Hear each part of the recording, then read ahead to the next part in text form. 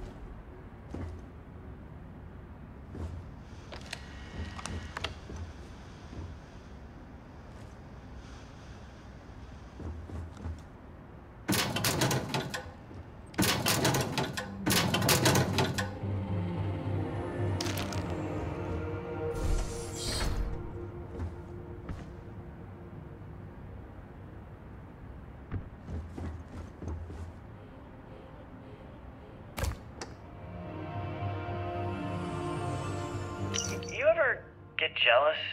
You know, the crew in the shipyard? Building the actual vessels that are gonna travel the stars? We're literally on a base on the moon. Oh, come on, Sabina. I'm trying to share my dreams here.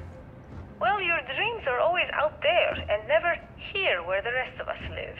Can't you just be happy doing your job? Where's the fun in that?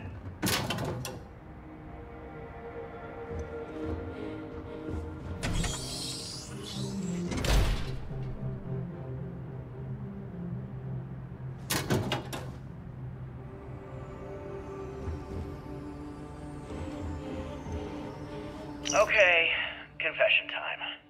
Being single on a moon base is the worst.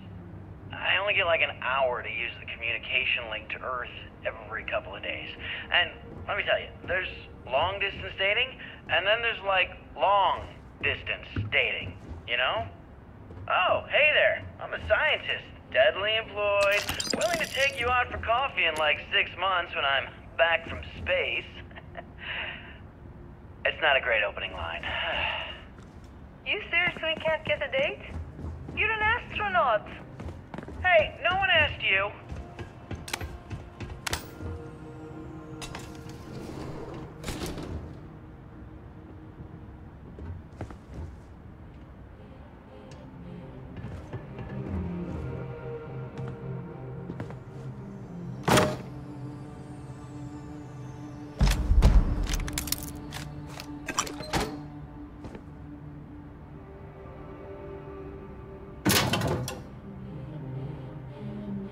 When I accepted the assignment up here, we were told to bring a couple of personal items.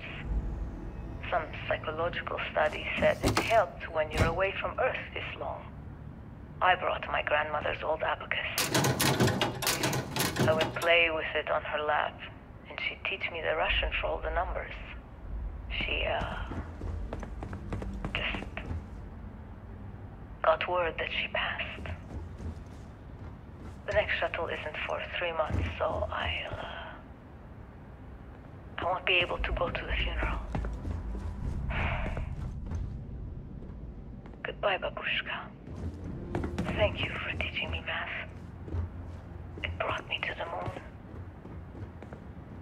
Nova Galactic Project Log, Principal Engineer Lang Shu. Voltaire is being reconfigured for this new initiative.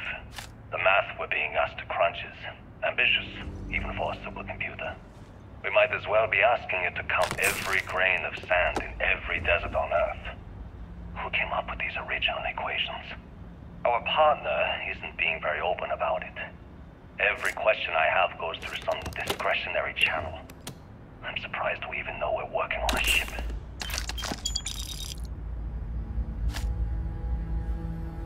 Voltaire really is something else. A supercomputer so powerful they put it on the damn moon to keep it cool. Although by that logic they should be running it purely in the vacuum of space. But hey, good marketing material. I've been spending some off hours running some dumb simulations, just because I can. My favorite so far is simulating the sound of every duck on Earth quacking after receiving a piece of bread. You didn't know you wanted a real-time sim of feeding all the ducks, but now you have it. You're welcome, humanity.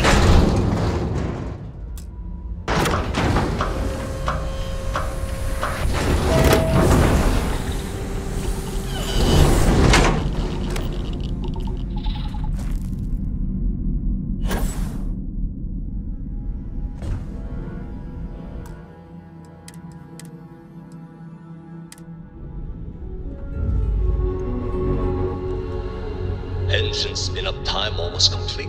Total time 5 minutes 22 seconds. Right on schedule. How are the helium-3 valves holding, Nova?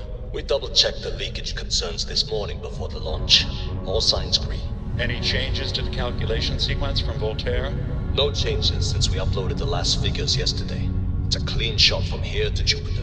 One day the computer will be on board the spaceship. Just imagine that. One miracle of science at a time, Canaveral.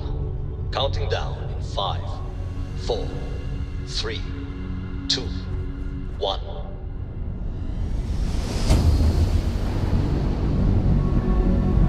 Canaveral, are you reading? All clear, Nova.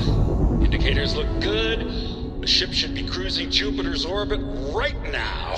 Visual confirmation will be possible in 32 minutes. Afraid the speed of light is on the slow side these days. How does it feel to break the laws of physics, Canaveral? We're all pretty excited down here in NASA, I won't lie.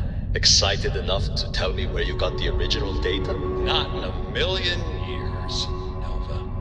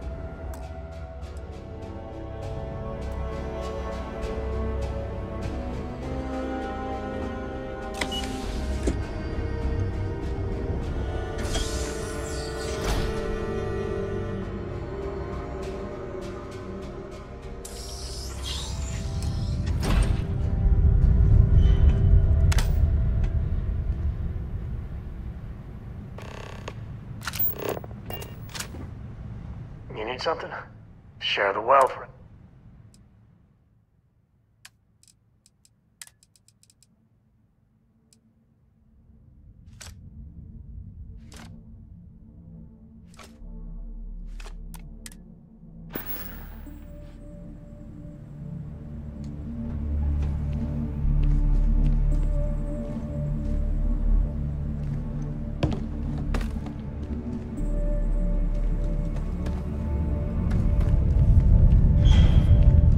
Pre-flight check. Remember, no agricultural products past here. And hit up the duty-free first.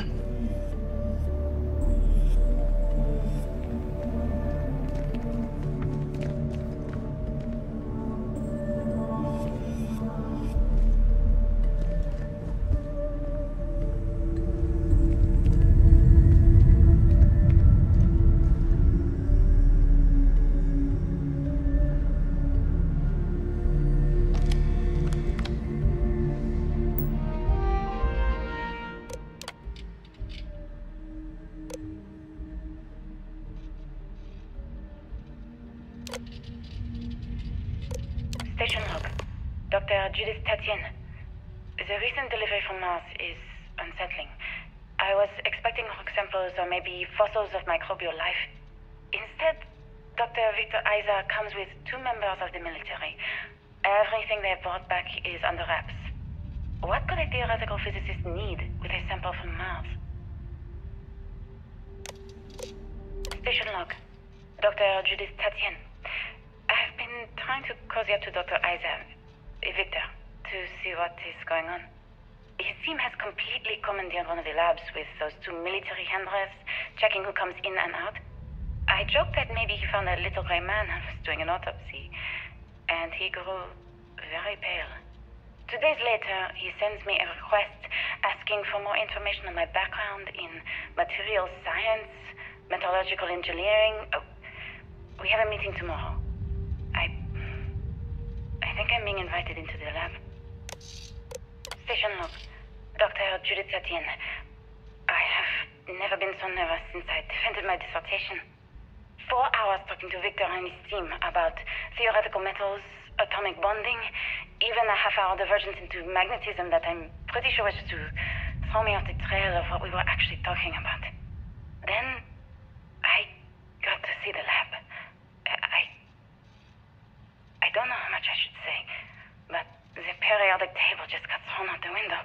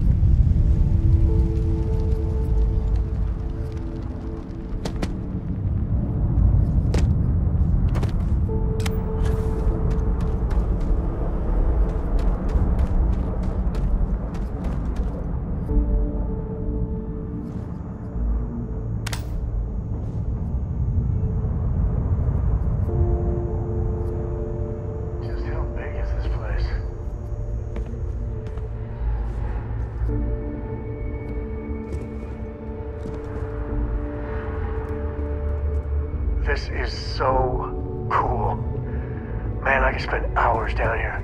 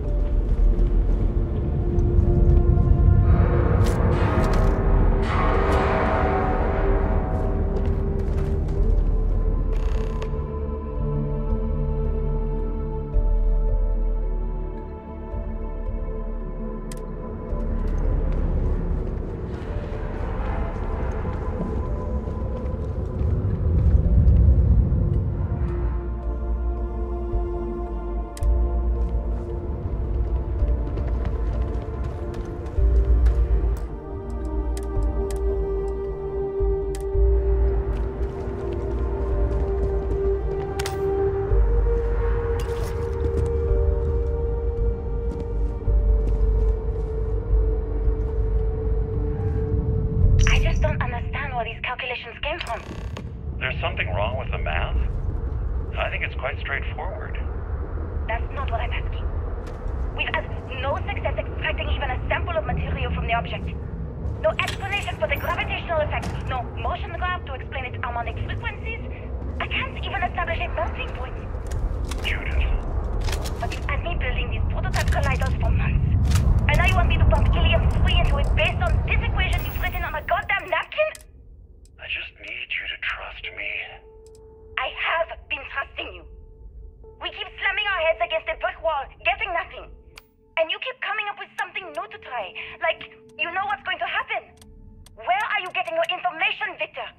I'm sorry, Judith. Look, not here, okay? Somewhere off base. I'll tell you everything. But I'm not lying, okay? We're going to discover something important here. I promise.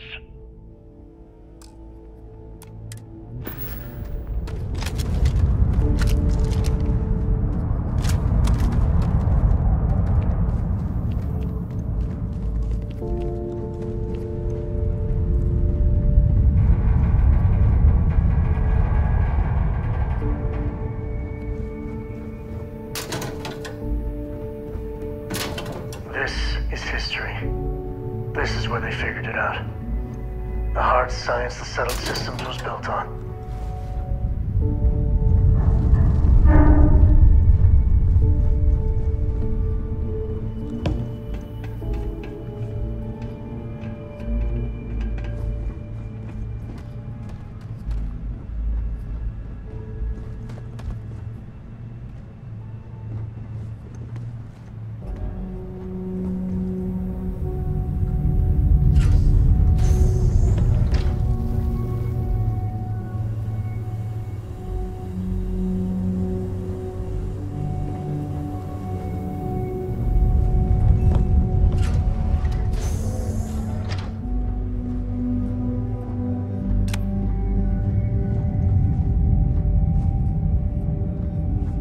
Bad about the cave-in, but at least the museum was intact.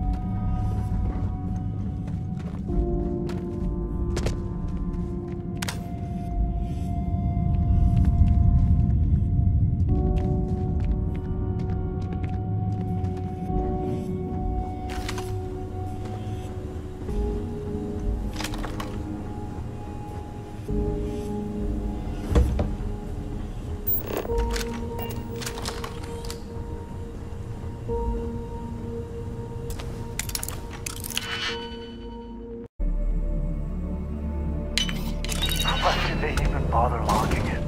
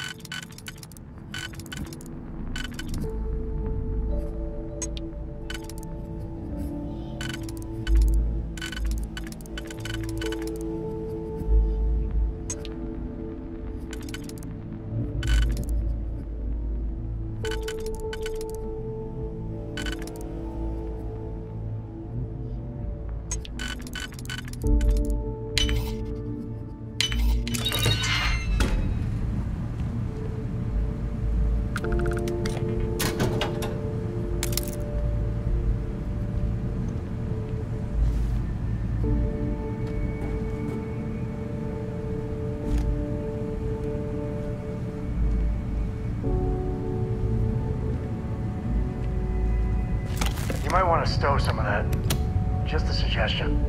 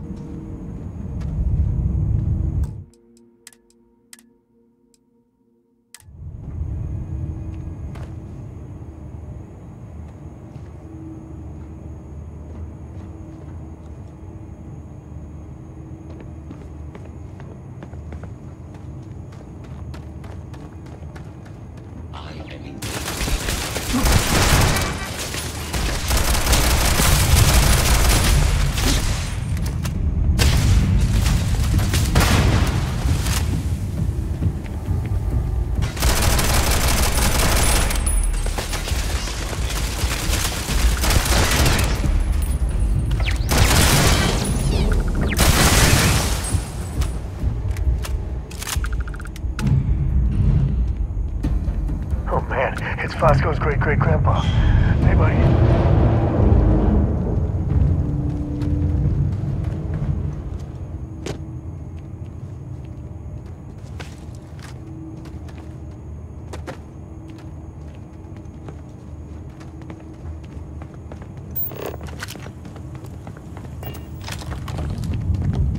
Well, they don't need it.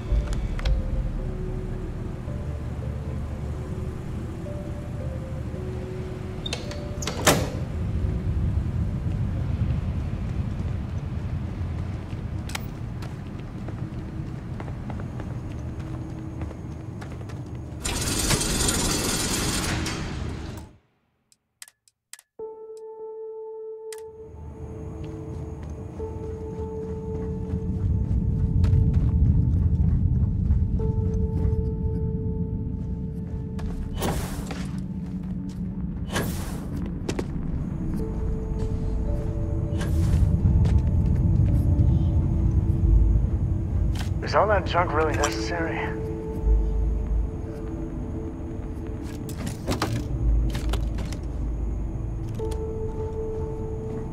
Man, the galaxy's... If you need me to haul...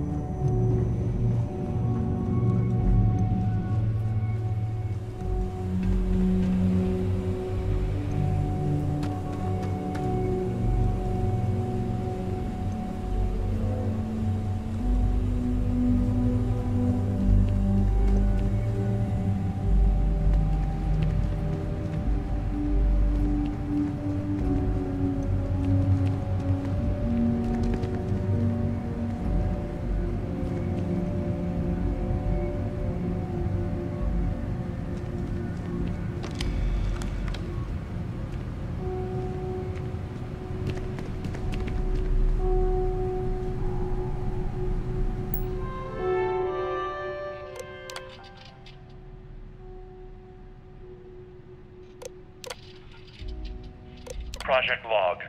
Dr. Victor Isa. We turned on the prototype today. The gravitational field around it began to fold as we long suspected. Complete reversal of gravitational pull was observed on dozens of loose objects around the lab. I'm setting up a meeting with the directors to propose a larger test. The prototype proves we don't need the original anymore, but further work is going to have to take place in space. Somewhere with abundant helium-3 and with a civilian partner. Someone with access to large-scale manufacturing resources and computational equipment. Engineering gravitational folds pulling the far side of the solar system closer to us? It's all going to be possible. Project log. Dr. Judith Tatien. I watched the gravjet tests from the moon today. It was the first time we were able to talk to the team at Nova Galactic directly.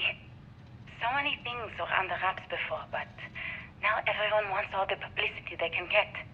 I'm already seeing proposals for manufacturing androids of drives, expeditions to Alpha Centauri and beyond. It's also overwhelming and worrying. It could take years. Decades before we know what all the side effects of operating a grav drive can be. But no one wants to hear that right now. Like a bunch of pioneers racing towards the edges of the frontier without knowing about the grizzly bears in the mountains.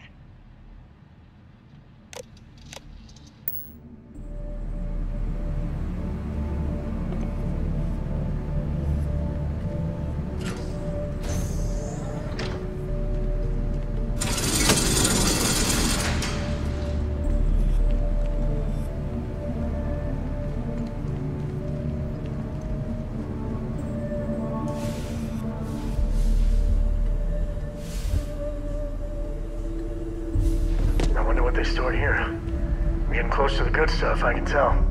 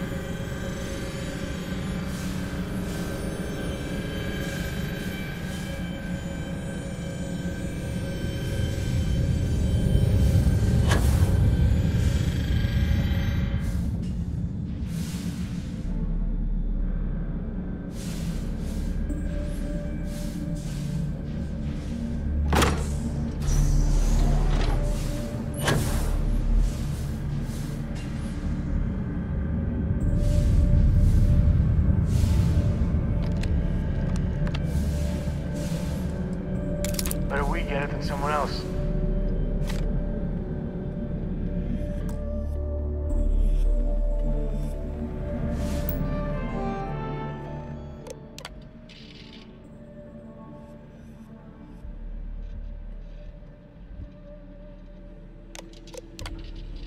I never actually got to visit your labs back when we were working on the grav drive projects. Seems like ancient history now. Only thing we're doing these days is launching weather satellites. Guess this is as good a retirement as any. Now, Project Demeter, you want our help manufacturing scanners to better track these new meteorological patterns we're seeing. Our guess is that the poles might be naturally shifting, causing some gravitational fluctuations that are throwing off our old models. Why do you need the scanning tolerances to be so small? What are you trying to find? I just want to be sure. It's not like we're doing much these days anyway.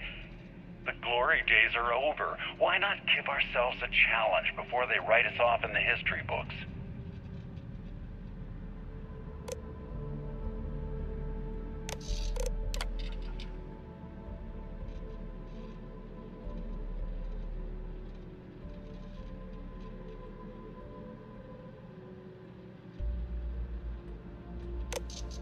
I know what I'm seeing, Victor. The data coming back from the satellites is very clear. It's the grav drives. All those jumps from the moon. At this rate, Earth's atmosphere is going to start sputtering out into space. Can the drives be fixed? I'm working on some designs that should discreetly solve the problem, under the guise of an emergency update to the fueling pumps. We're talking about the end of Earth, and you're trying to be subtle about it. Judith, the last thing we need is people losing faith in grav drive technology. That might be our only option. To what? Are you seriously saying we should abandon Earth? The timeline is under 50 years. A blink of an eye for a planet, but more than enough time for a human exodus. And what do we tell people? We say it's an act of God, one that science has found a solution for. Time for humanity to take its place in the stars. You knew, didn't you? You lied to me. All this time, I dedicated my life to this discovery, Victor. And you knew we were going to kill off our planet?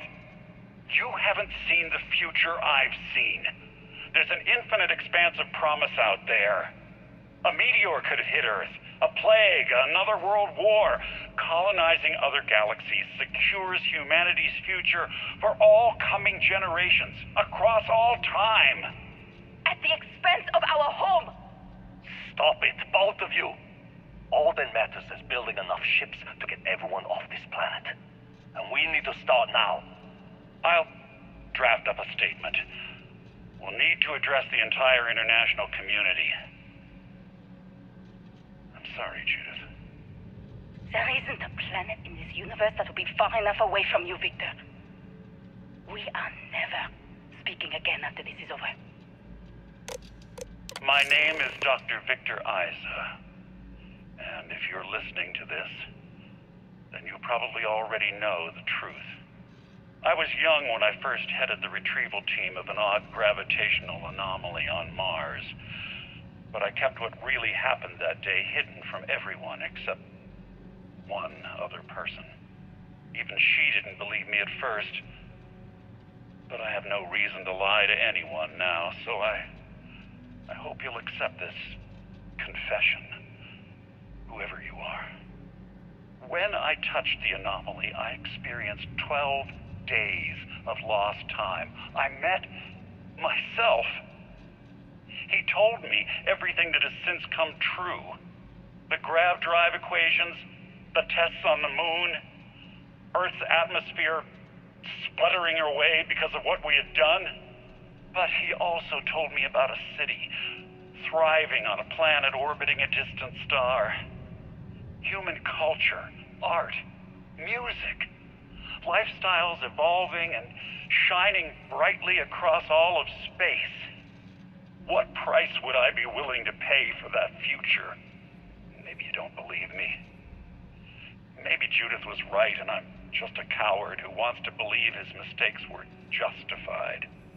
But everyone has forgotten about the real origins of the grav drive, this artifact from Mars. I hope you make better use of it than I did. Dear God. So we caused it. It wasn't some terrible accident. Grav drives. And this.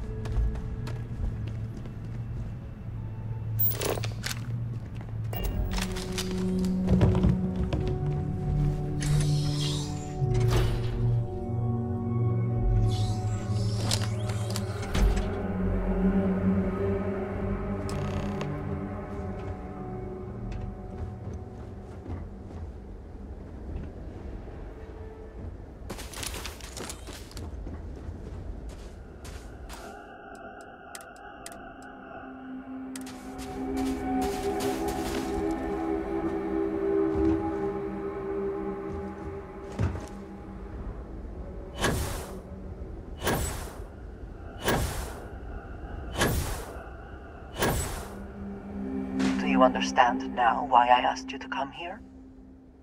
The artifacts unlocked the secret of interstellar travel at the cost of Earth. An easy trade, honestly. Why have one world when you can have all the settled systems?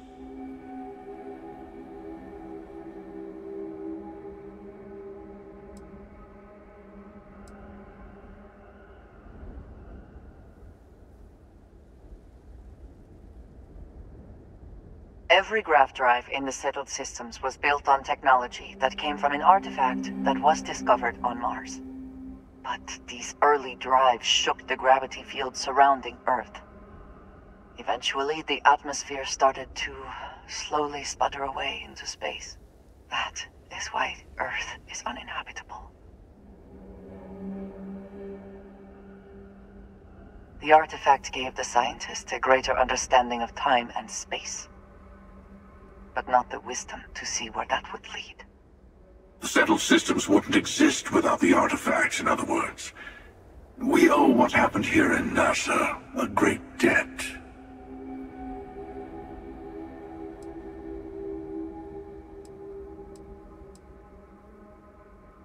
Assuming we weren't going to lose it anyway. War, disease, famine, all the classics. Don't you see? The power of the artifact forced humanity to the stars.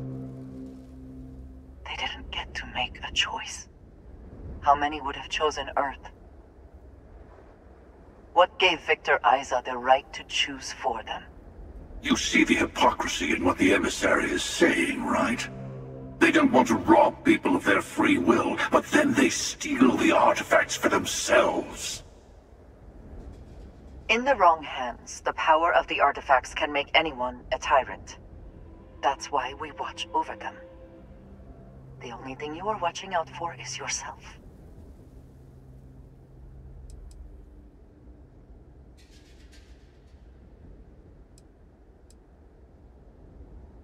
Don't be a fool. The emissary and I may have our differences, but you do not want to give us a common enemy. For once, he is right. Don't do this. We can collect the final pieces together.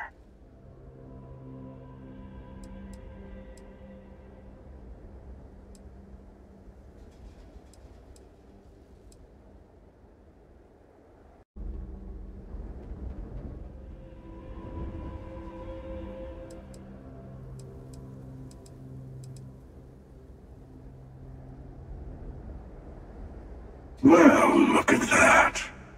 The emissary just became my new best friend. You've made your choice. When you are ready, the Hunter and I will be at the buried temple.